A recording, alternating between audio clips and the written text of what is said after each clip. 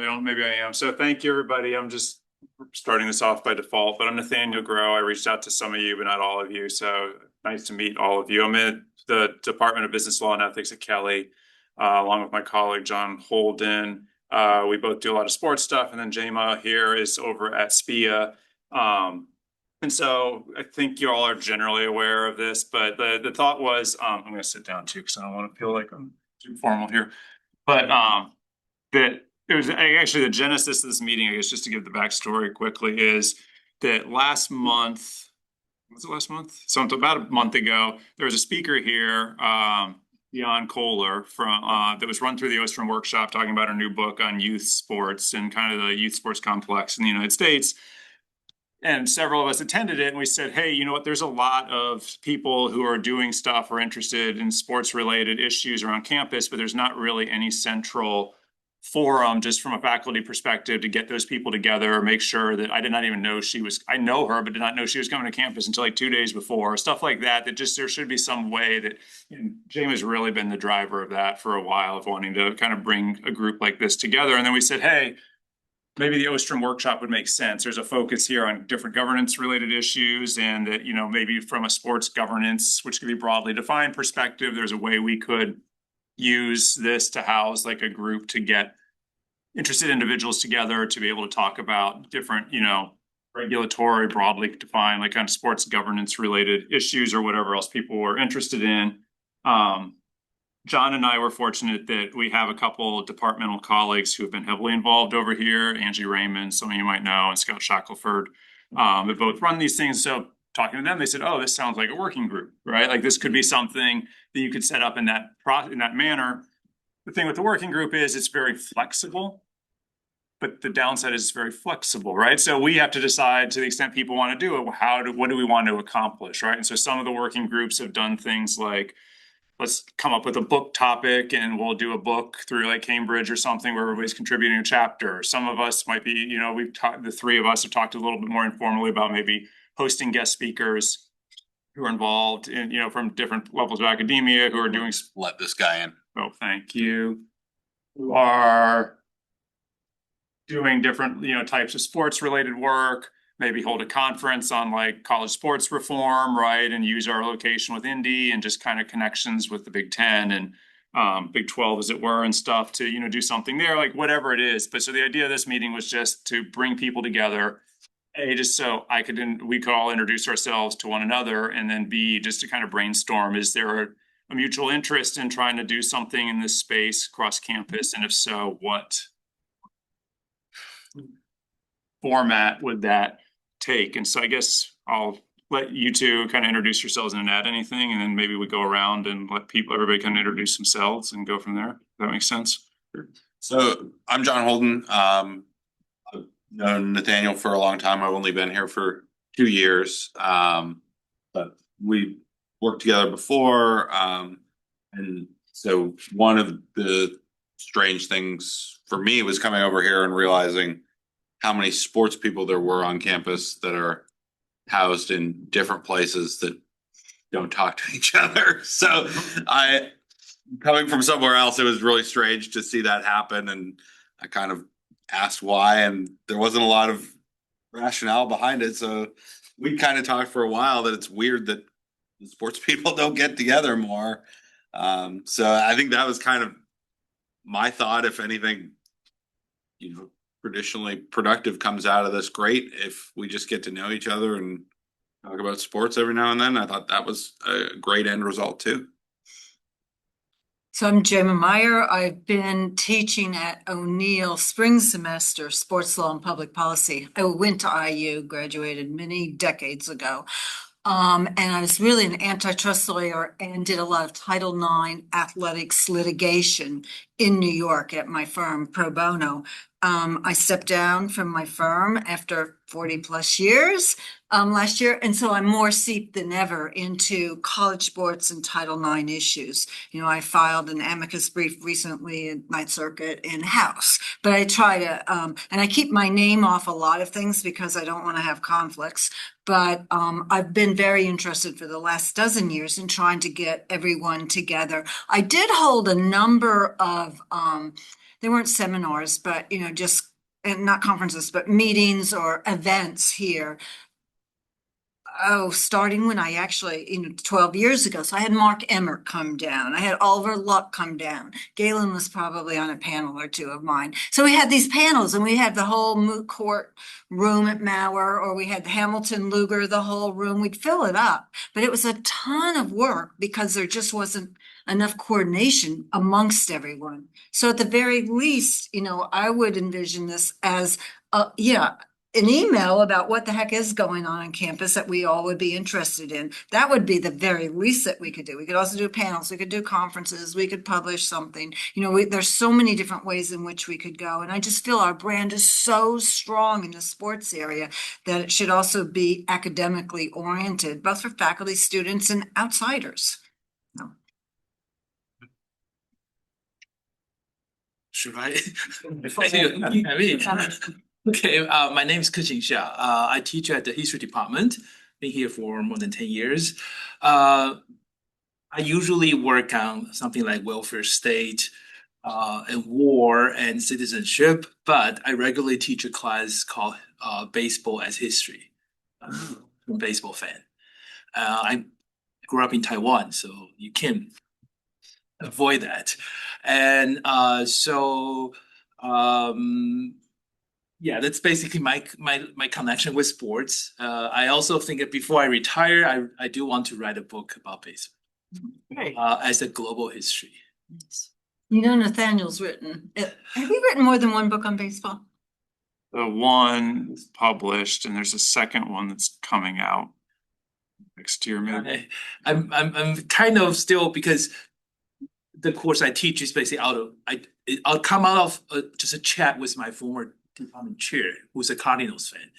So we kind of said, one day I want to teach a class on baseball because the work I usually do is war, disability, killing. That's my specialty. So I do wholesale. I don't do, the thing I talk about is usually, we got 10,000 people die one day. That's the thing I do. So I want to do something different. And then baseball give me a way to even teach a class without chronology. Basically just topics I like. So I'm actually going to teach about women in baseball next week. So, Can I come? yeah, you're welcome. Students is actually taking your class. Galen Clavio, director of the sports media program at the media school, and I'm also associate dean for undergrad over there. I've been on campus as a faculty member since 2009. Started over in what was still the School of Hyper at that point in the sport management program as the sport communication specialist.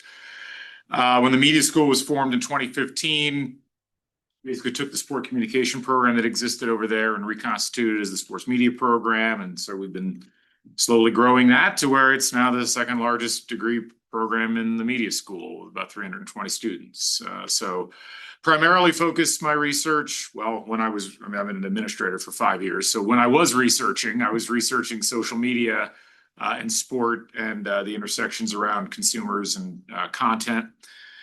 And very heavily involved with the athletic department. I'm the faculty liaison for the Cuban Center, and also I'm heavily involved in the Big Ten Plus program as the talent coordinator for on-air broadcasting. So it's good to meet you all. Some of you I know already, and appreciate you all putting this together. Also in the media school. My name's Nikki Lewis. I'm an associate professor over there. This is my second year on faculty at IU, but I got my PhD here in 2015. I've taught at the University of Miami in Florida and University of Kentucky before that. So I've had some interesting fan culture experiences at those institutions. Research-wise, very much interested in publishing and researching athlete representation and then audience perceptions of athletes in the media. I teach a class on sports and television and on managing sports media. Sports and television, we look a lot at media rights and power structures as far as where money is invested in the networks, the leagues, the teams, and then advertisers. So I have some teaching interests that are more broad as far as governance and stakeholders are concerned, but most of my research lives in kind of the media psychology space of how we process representations of sport. So. Hi everyone, I'm Brandon Wallace. I'm also in the media school. I'm in the unit Cinema and Media Studies. So my research is kind of combines like sociological and cultural studies perspectives to study sport. I'm currently writing a book that's basically on the ways that social movements use sport from kind of a social movement perspective. So I should say broadly, my work is on sport, social movements, activism, and stuff like that. Um, and my book is based on my kind of ethnographic research with Colin Kaepernick's Know Your Rights camp. And so I use my kind of time working and volunteering with them to understand the ways that sport is being kind of implemented on the ground and what are the actual kind of realities and challenges and mechanics of using sport to make the world a better place. From a social movement perspective, but also touching on things like sport for development and sport for good and online sporting education and things like that. And yeah, I should also say I'm an assistant professor too, and this is also my second year. So coming from Maryland, so I'm relatively new to Bloomington and still figuring things out and excited to get in touch with everyone who's doing great work on this campus. Cool. I did realize I did a really bad job of introducing myself. So compared to all the information you're giving about yourself. So I will just intervene since it's coming around. So again, Nathaniel Grow, professor. I've been here since 2017. So it's my 8th or 9th year, whatever that makes it, here on campus. I was at the University of Georgia before that. I've done a lot of work in terms of like antitrust regulation of sports leagues. It's the book is like on baseball's antitrust exemption, like the origin of it. I just finished one that's going to be on the legal history of the baseball card industry from 1880 to present, and kind of looking at how the law has shaped that industry and vice versa, with like right of publicity, name, image, and likeness and stuff like that, kind of the intersections there. And then yeah, I've taught at Kelly, we have like an entertainment and sports law class. So I taught that for a few years before handing it off to John this year. And not to preempt Doug, but I started the sports industry workshop at Kelly, which then I entrusted in Doug's very capable hands. What was that? You said 3 years ago now? Yeah. Yeah. So brief introduction there. Yeah.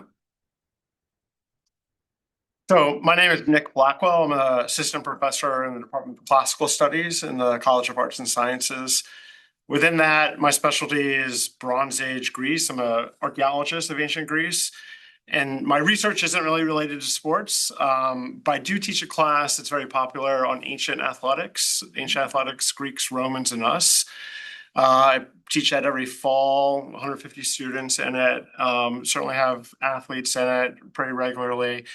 And one of the things I'm particularly interested in thinking about the impact of the ancient world and perceptions and misperceptions about sort of what true sport, quote unquote, was of ancient Greece, and sort of professionalization in the Roman world, and thinking about gladiators and the impact that had on the modern Olympic movement, and of course the NCAA, and sort of perceptions of amateurism. I mean, ancient Greeks didn't have a word for amateurism, and yet that was this, something that was elevated when, in the late 19th century, in the 20th century.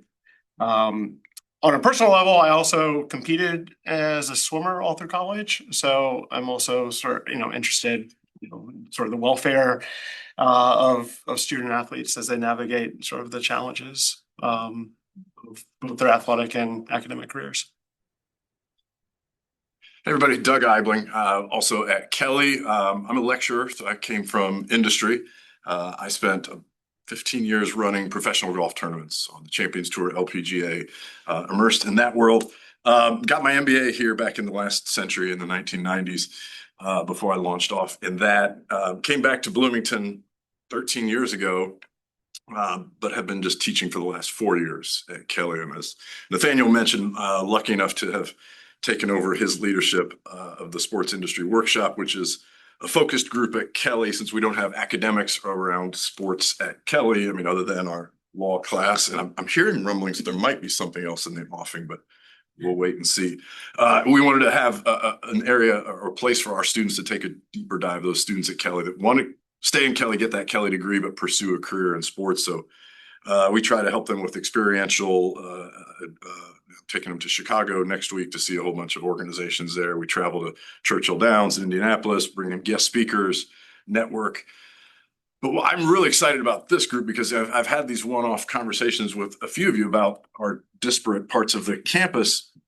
And where I think this can really help is you know, a lot of what I end up doing is coordinating these guest speakers to come back to campus. And this fall, I was lucky enough to have David Wright, Chief Commercial Officer of US Soccer, and his name is escaping me, Adidas, Senior VP of Branding North America for Adidas, both of whom played soccer here as undergrads.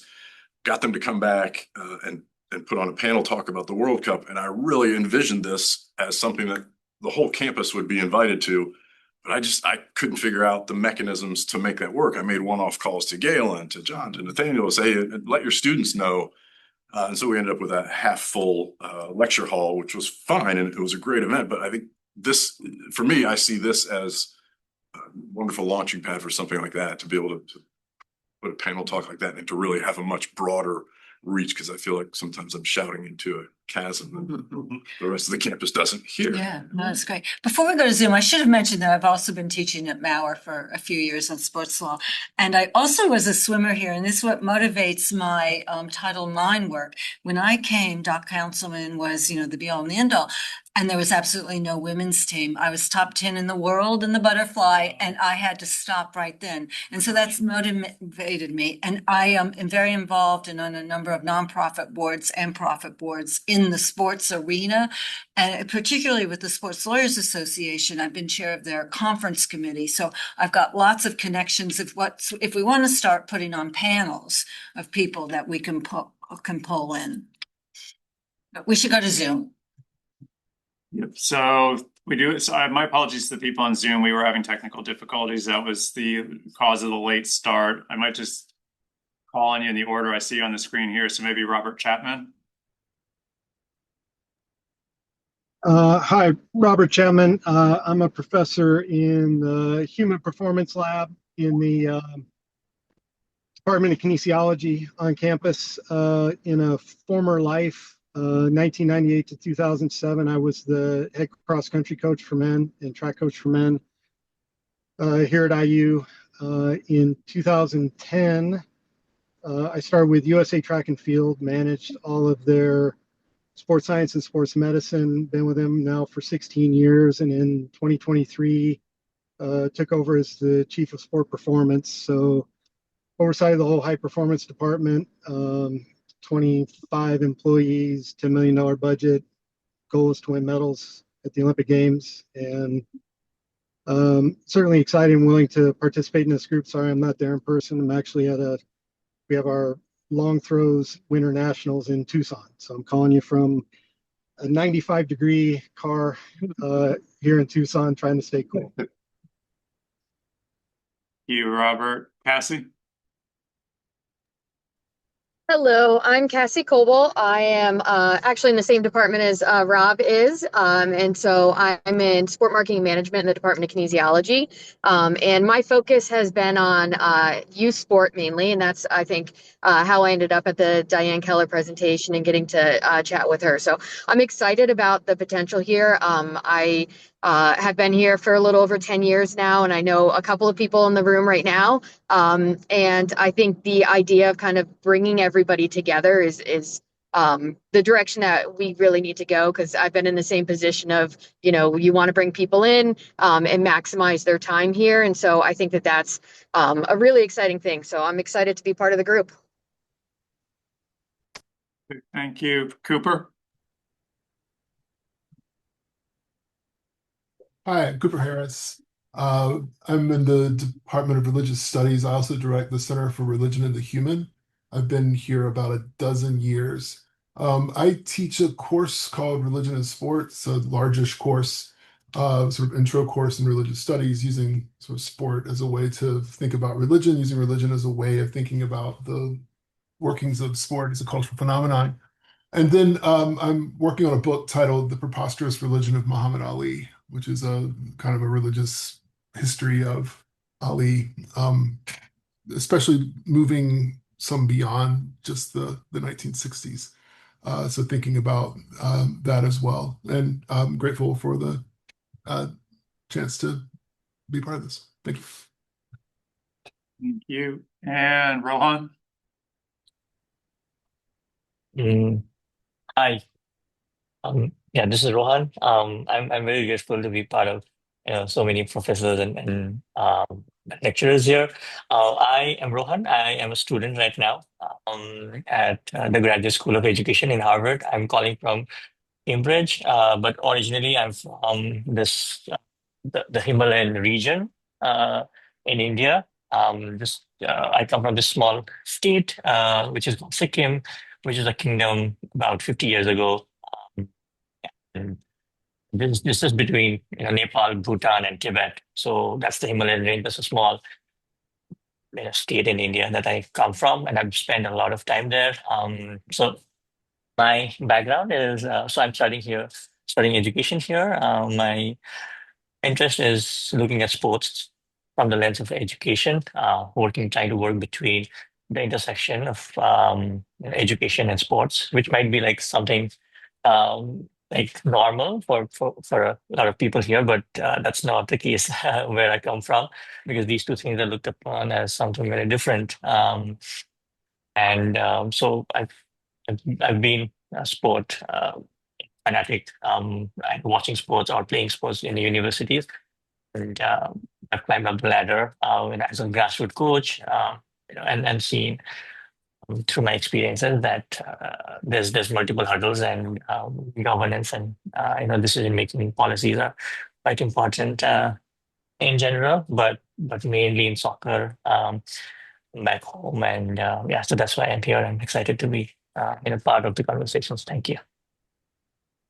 Thank you. And then Jay Kincaid just joined. I apologize. I just got your email. I Oh, no was worries. not checking my email. And so just to catch you up, we've just kind of, I don't know how well you can see the room. There's about 8 or 9 people in the room, and then we got 3 or 4 others online. So everybody just kind of went around and introduced themselves, kind of what their role is on campus, interest in sports. And then maybe I had said initially that, we were just kind of convening this just to see what the interests were in terms of how to collaborate cross campus with sports interested folks. And so any thoughts you had there might be helpful too to hear. Sure. I'm Jay Kincaid. I'm Director of Facilities and Technology at the Media School. By trade, I'm a sports director, a live sports director, live events director.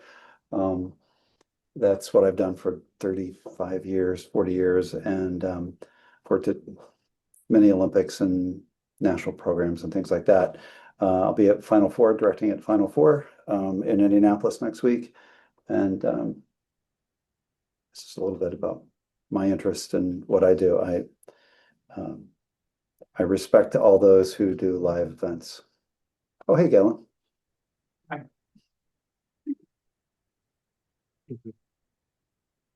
Well, thank you. Do you want me just to open it up, Jema, or? No, you go.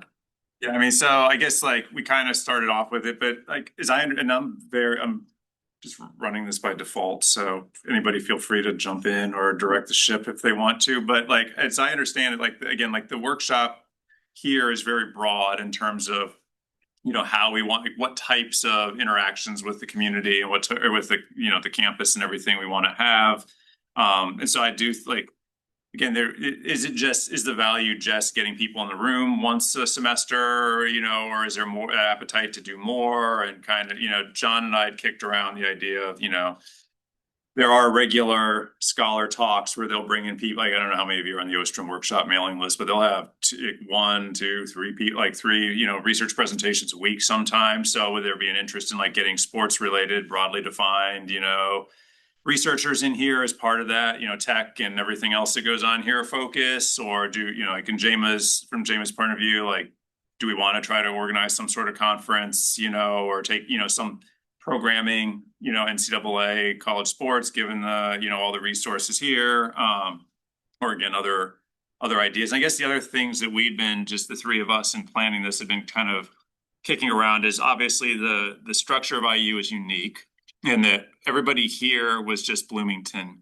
campus, I believe. I might be, if I'm wrong on that, feel free to chime in, just because we weren't sure like how to branch out to Indy or some of the, like, so just kind of, if there are other folks out there that you think would be interested, or just like kind of, I'm been here a while, but I'm still totally ignorant on how like the broader campus environment works beyond Bloomington, right? So just like kind of what interactions, if any, would make sense with the broader, IU campus, structure overall, or we're gonna ask something else too, but I'm blanking on what it was.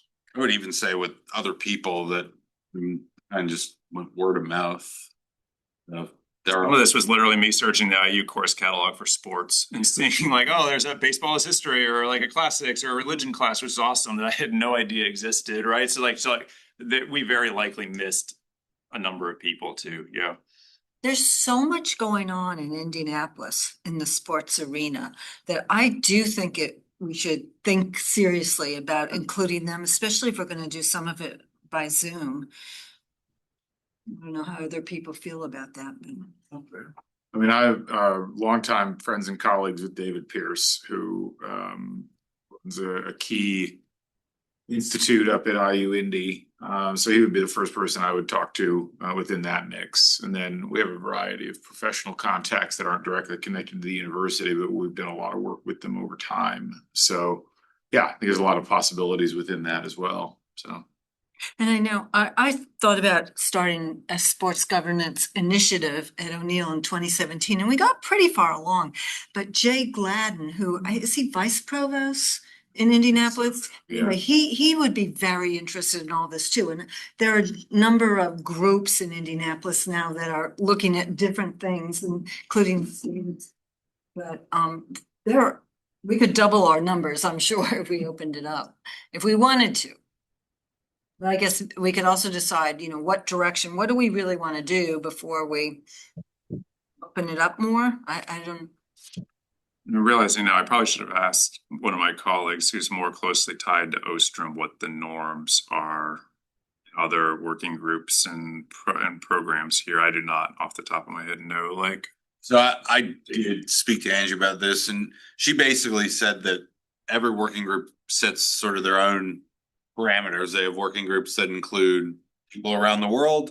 They have working groups that include people on Bloomington campus, throughout the campus network. So it's pretty much whatever you wanted was how she explained to me in terms of membership. So I don't think, being an indie is any limitation at all.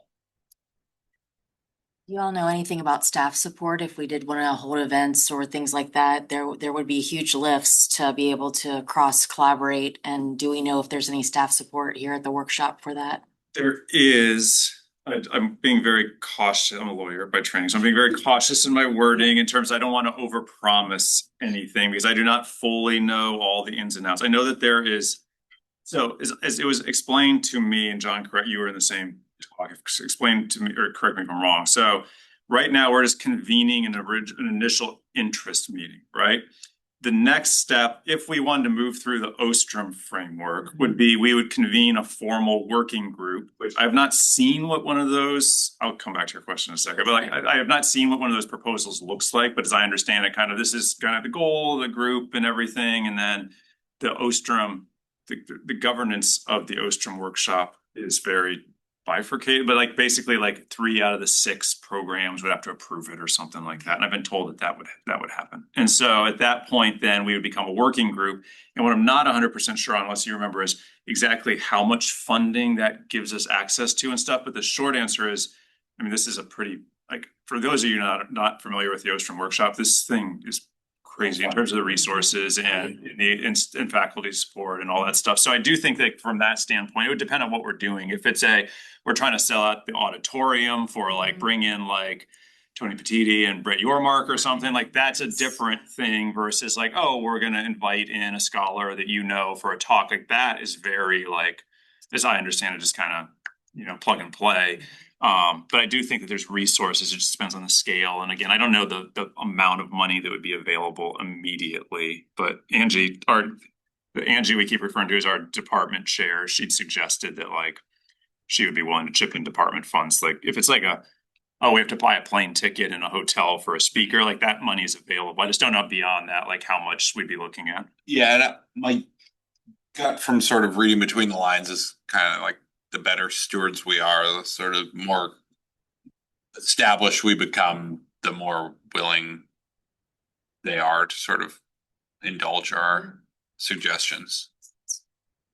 Also, I'm director of the National Sports Journalism Center here, so we do have some discretionary funds that we can use to fund things in small amounts, depending on what the programming is. So certainly as we're getting things rolling, that would consider that a possibility as well.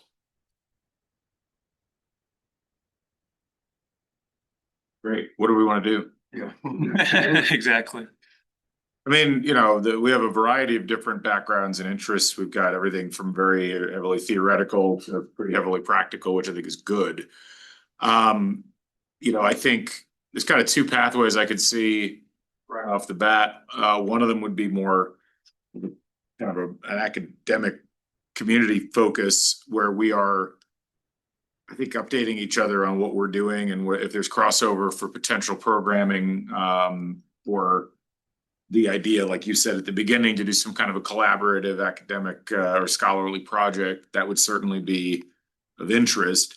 I also think, though, going back to what Doug said, we have, not only do we have a large number of people on this campus, as well as in Indianapolis, who are teaching in and around sport or researching it, we have a huge number of students who are very interested.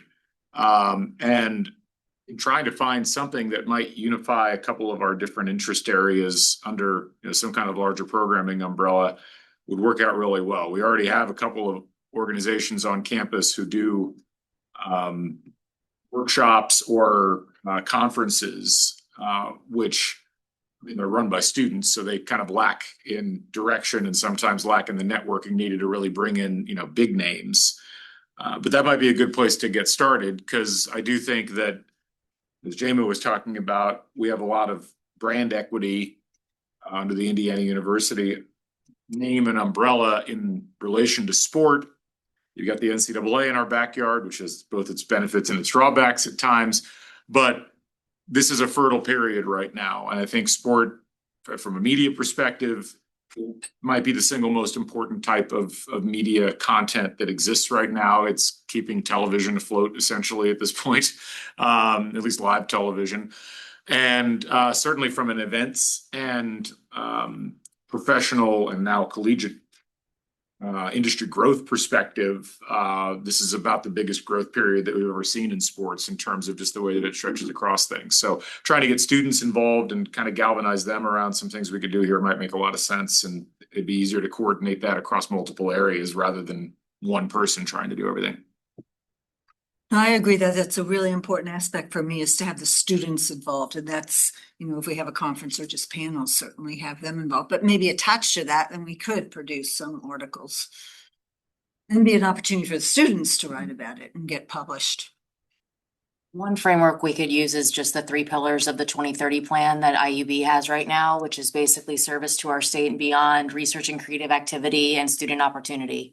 So basically, if we wanted to structure our system of output or what we coordinate, we could use the 3 pillars of the strategic plan, and that could also leverage us beyond the workshop to the higher institution.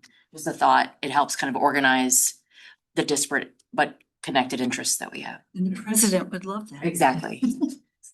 That's a good, and the nice thing is when we first talked about this, we had no idea if it was just gonna be the 3 of us sitting here, like, and no one showing up, or like how many, but the fact that there's this many people and there's others who I know are interested that could not be here for various reasons, like we do have enough, depending on people's interest level and, willingness to chip in, like we do have enough, we could do it's possible, it doesn't have to be one, there's a danger of getting two, but at the same time, you could have John and I organize a research, a couple of research talks here, and at the same time, other people organize something more student facing, just a conference or something. So that is a nice thing. It's just not that there's enough people that we can potentially accommodate multiple things without hopefully distracting too much across too many different, projects.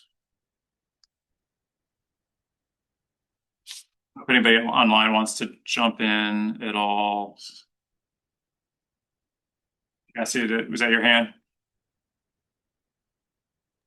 No, sorry, I was waving to somebody at pickup. No, I like the idea of having something that does connect to the university's vision, because that I think can help with the connection. So that was I think that was a great point. And I do think if we go in that direction, I do think you're going to find people who are more passionate about certain areas, or at least we are all limited in terms of how much time we have. And so I think that that could be a potential way to look at what we're all doing. And I know the IUI conversation had come up, and I do know Jay Gladden I think would be really excited about stuff like this. So I do think, depending on what we're talking about, expanding it in some capacity is also good. But obviously you have to we can't do it all right at one time. But that's why I'm glad you guys are getting this conversation started. Sorry to call on you without your intent. Yeah. If anybody else online wants to jump in at all, feel free. Cool. So there is also a question of like just next steps, right? Like Shema had floated the idea of like setting up a time over the summer to Zoom to we're realizing we're coming up at the end of the school year, and that the next after a week or two it's going to get really busy for everybody, right? And then it's kind of dispersed. So like just does it make sense to meet over the summer like remotely, or for those of us that are in town, then we could do the same setup, or to continue the discussion, or I guess just kind of if people had thoughts on like more immediate next steps in terms of how they'd like to see this move forward. I think logically, the first thing I'd recommend is that we put together some kind of central communication structure that everybody can be involved in, that isn't just an email thread. Either a Canvas site or a Teams site that we could add people to. I know people have very vehement feelings on Teams, but Canvas is not hard to create a page. And we could just invite anybody in the IU system that IUEs that in the media school all the time to coordinate our programs. And so, you know what? I'm just going to create it right now. We'll see here. I was going to volunteer you for Yeah, it. no. Tell the expertise was there. Yeah, you'll all have to send me your email addresses, but that would be a good way to get started. And what we can do there, that you have all the same functions on Canvas. You have the discussion forum and everything like that. You have announcements that you can put out there. I think maybe to start with, it was nice to hear what everybody's doing. It'd be nice to hear if there's anything going on in anybody's corner of things that's going on sport related over the course of the remainder of the semester. And then when everybody has planned, like from a researcher or a creative perspective, whatever you're willing to share, obviously. Like we have a sports podcasting and investigative journalism workshop that we're doing on the 17th of April, which is what I was going to tell you about, with Ryan Nanny and Stephen Godfrey, who both work for On3 or used to work for On3, which might be of interest to some of your students. And there's a conference next. What's it? Cassie? Never mind. I'll ask you about that later. But there's like something going on next week in the sports space where I know we've got some people coming in and doing a couple of things. That's not with Cassie's group. That's with somebody else. I was mistaken. But little things like that would be helpful to share just to kind of keep the conversation going. That might be a good starting point. And then maybe a Zoom in late May or June or something like that, just so we don't lose touch with each other. That's cool. I'm just passing around a sheet just so people can, so I and email or the Canvas site have email addresses. And then anybody online, I know I've got communications from, I think everybody, but maybe on if you wanted to like shoot. Actually, Rohan, how did you find out about it? Did one of us email you? Did you see it on the university like listing or what? Yeah. Thank you so much. I've just been taking as much information as possible, without kind of really interjecting, and quite a bit lost also, but I mean, I understand. A friend of mine, he was following a lot about the university. He's been following about the university, and I've been just talking to him, on multiple occasions on governance and how difficult it is, and we don't focus in the place that I come from, especially. And I'm part of a lot of classes around leadership and also sports. So it's just like very uncomfortable situation that that I'm in, where I don't find a group to continue to discuss this because there's no back and forth. So just being inside me, and I'm so happy to be part of a group where there's multiple diverse perspectives, experience. So yeah, just a friend of mine who is following the university had the the opportunity. Well, that's good to hear because we were not sure how broadly this was disseminated. So it's good to, because I feel like because probably everybody else got a neat direct email. So you were very welcome. You're not? Did you see that? Jay brought me in. Jay did. So I'm wondering if we should try to focus in more on what level of sports we're going to deal with. Given what's going on in college sports, I think we could really put ourselves, we'd have enormous amount of interest if we focused on that right now. And then we could decide to expand on that. We could, maybe just say this is a starting point, but I would be in favor of something like that to get us going. There are far worse places to start. And maybe we can become the next CSC or something.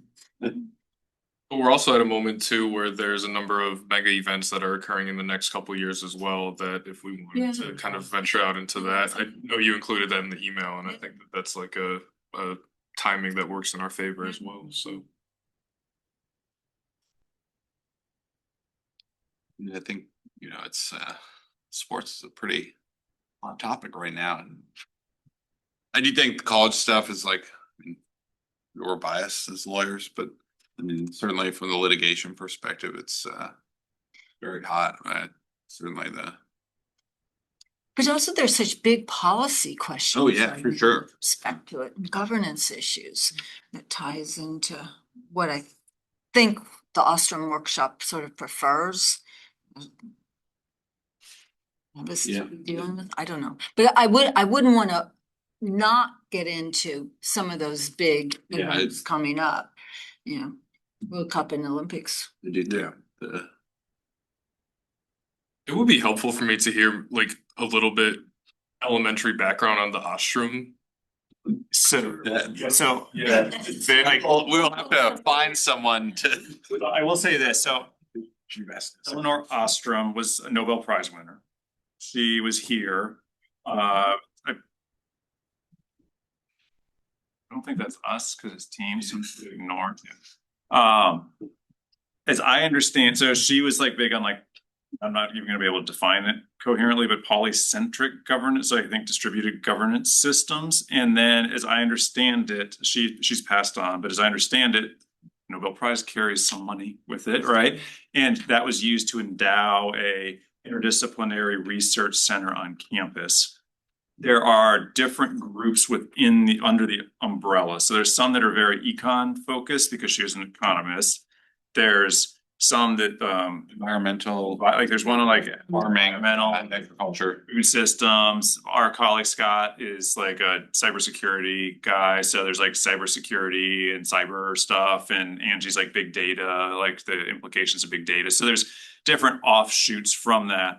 But I do understand that it's all generally under like the kind of unifying principle is governance of society broadly. But again, that's broad, right? So like sports media stuff comes, you could definitely define that in ways that that encompass, I think, what everyone is interested in, right? It's just a matter of how you kind of shoehorn it together. That's about exhausted my understanding. Yeah, but like I said, so there's different. I guess there's if you go to the Ostrom's website, there are a number of different working groups. There are then, I forget what the formal terminology is. There are like more established, like permanent, and that's like the food stuff, the cyber, the econ. There's like 6 of them, I think. For those, I understand that there is like substantial funding for like that. Like if you get to that level, but it's kind of like as it was described to us, is you do the working group, you see what the interest is, you kind of like you said, be a good citizen, and like provide some value to the campus and everything. And then at some point, if it makes sense to apply to be a formal But that also comes with, from what I understand, different strings attached to it in terms of expectations, in terms of managing, being on the board of directors for the whole workshop and all of that. So, yeah, if that's helpful. Yeah, thank you. There are, just as an aside, like there's all sorts of stuff that is held here all the time. Like, and so they have this, I was not aware of this until a month ago, but you can sign up to be an affiliate faculty member, which is literally just submit a form with your email address and like a general interest, and they'll shoot you everything. But there's like, they literally host at least one, sometimes 3 scholarly talks a week in here, and lunch is provided. And like, it draws it, from what I've been told and the ones I've attended, a really interesting cross section of campus. So you'll have like economists doing their thing. You'll have people from all different disciplines. Kind of, it really is an interdisciplinary environment to discuss different, and it's all over the board because each group can kind of invite different speakers. So it'll be a different topic every week. Yeah.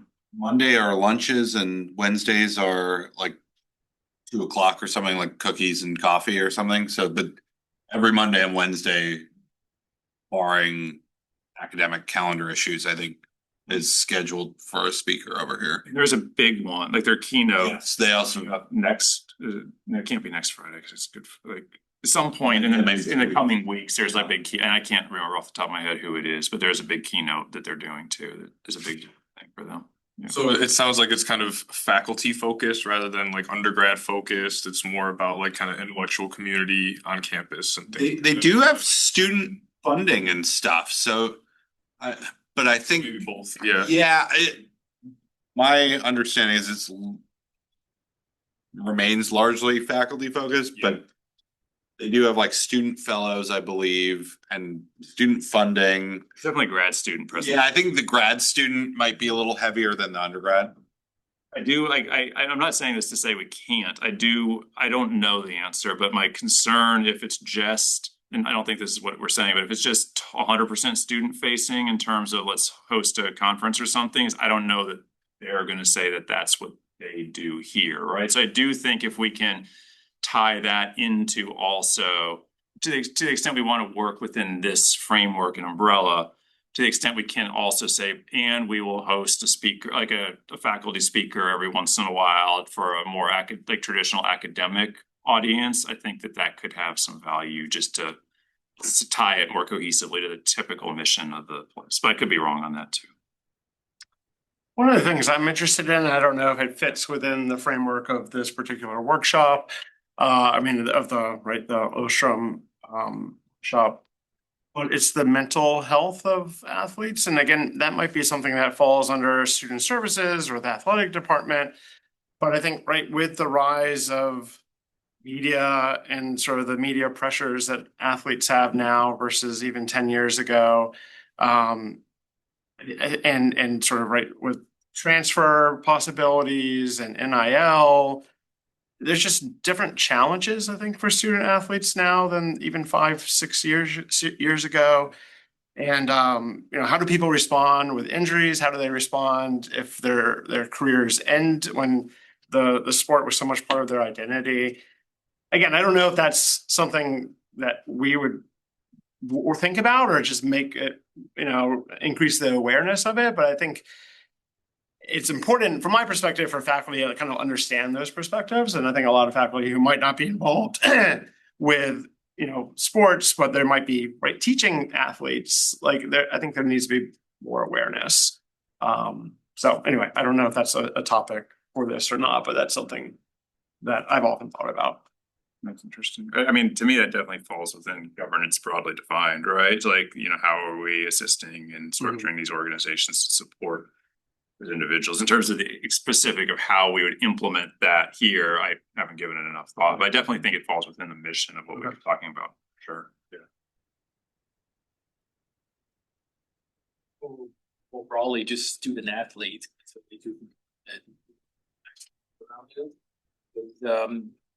not just mental health, but also from my perspective, when I teach about the decline of baseball in this country class, one of the things people usually think is NCAA system of scholarship. They kind of favor football and basketball, and then baseball is because there's a minor league, so it's not our business.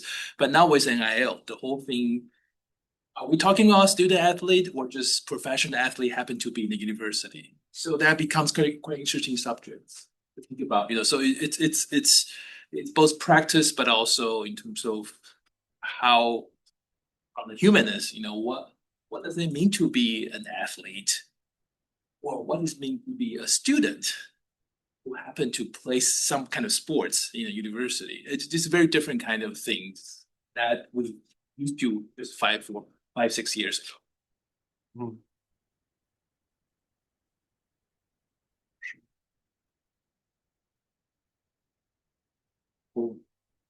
So moving forward, thank you for volunteering and, okay. You're already all invited. I'm on canvas.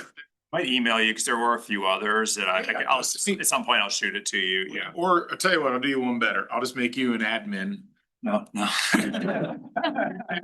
and you can add them. It's very simple. Okay. I'm happy to. Yeah. Yeah, but that way, and then I think I like all these ideas. And I think, let's pick something to start with, because I found that works better. These are all good topics. They're all topical. And I think it's all about kind of creating and fostering and maintaining conversation once we get past the initial hurdle of knowing who each other are. If we were going to do you mean like take it right now or like sooner rather than later? Let's pick a date. Yeah. Maybe like the Tuesday after or maybe the Tuesday after the Masters or something like that. If anybody's got a strong idea of what they'd like to do, or what we think we should start with and when we want to do it. We're looking for something in the fall as a target date that would give us plenty of time and center it around the myriad sports opportunities that will be existent on campus during that time period, or do we want to aim for something else?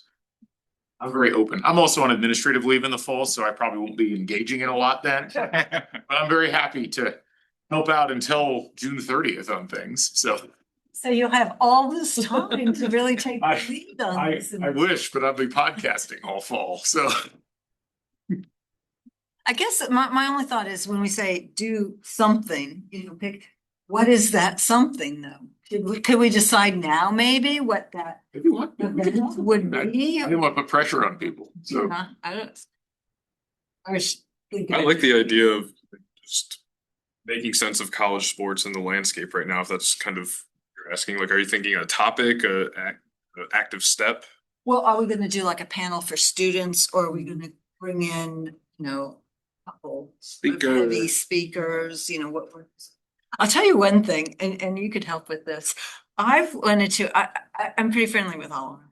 And he's constantly telling me about his days with Sig because they played together. I mean, how cool would that be to have the two of them sort of doing a fireside chat? Students would eat it up. They would. And it's gonna be hard to do during the season. Yeah. Sig's pretty unless it's national media, he'll generally not do that stuff during the season. But that would be a nice thing to aim for like next spring. Certainly, once the next season is over, and it might take that long to get the logistics together on it. But I like the idea. Absolutely. Don't steal it for your podcast. I can't even get Sig on the podcast to talk individually. So but I like that idea. I think that's something just to get rolling. And I do think that,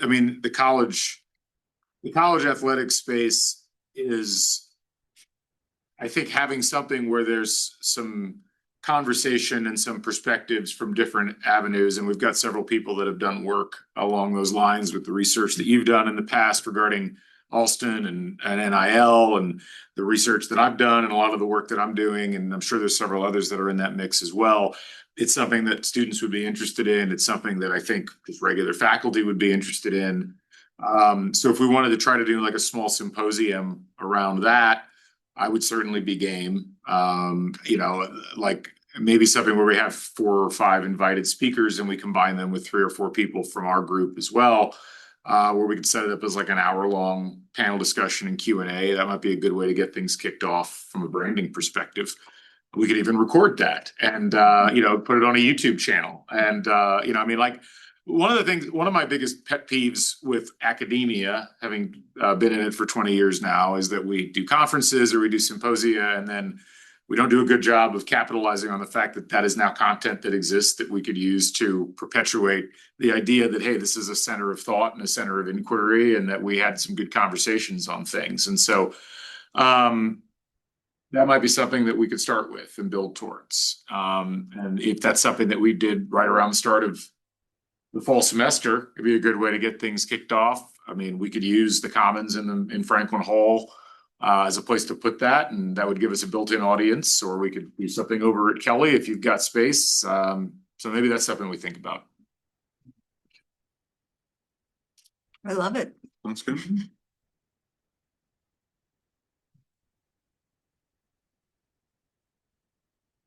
Looking at me.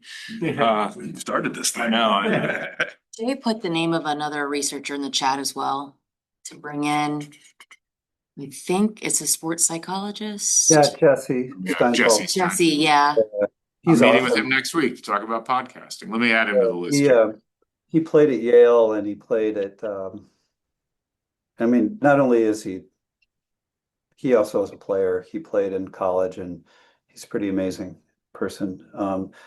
The other thing I would ask is like, there's like $170 billion on sports betting anymore, which that rise now through the internet and esports and things like that.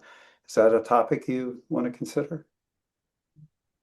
Definitely a topic John wants to consider. I know You talk about it.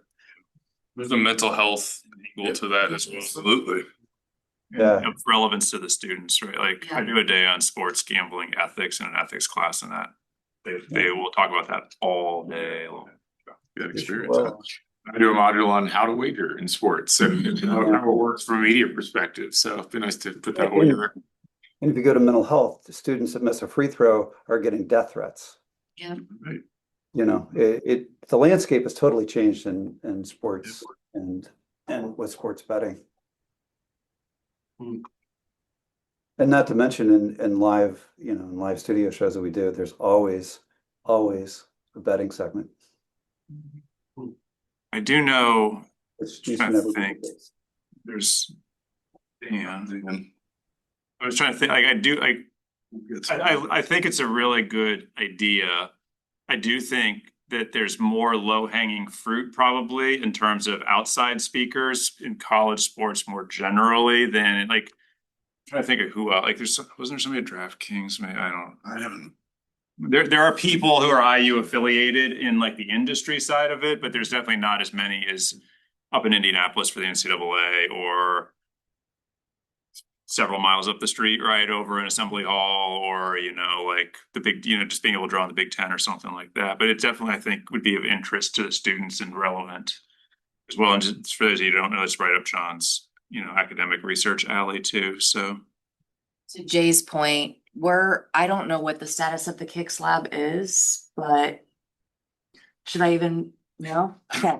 Yeah. But basically, Eventually. eventually, and Jay's got a smile on his face too. But long story short, eventually, if we get this interactive lab off the ground, the first installation that I had pitched as a sports opportunity to engage the community was to mimic what Jay just said, which is to bring people in to score or shoot the free throw and miss it and receive backlash from the crowd. So like actually mimic the crowd noise so that they can embody the experience of what it's like to experience that performance pressure and then like to either choke under that pressure or succeed. So that was one thing that we had as a low hanging fruit for an interactive experience where IU fans from the community could come in and mimic that kind of experience or kick the field goal or whatever it might be. So that's something that at least as of right now, some of the interactive folks at the media school have on their plate as well. So just something else that maybe if it ever got to the point that we talked about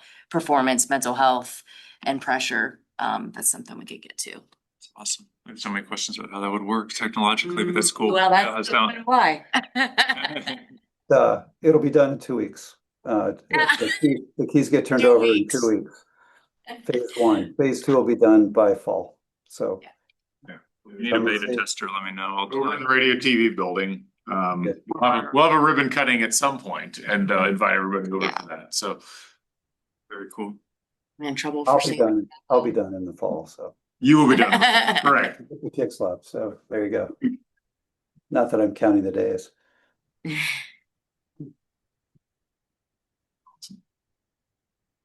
We are over time, so some people might need to start leaving, but so everybody satisfied with kind of where we're leaving this and so, because again, by default, I'm running this today. So the goal is to set a time.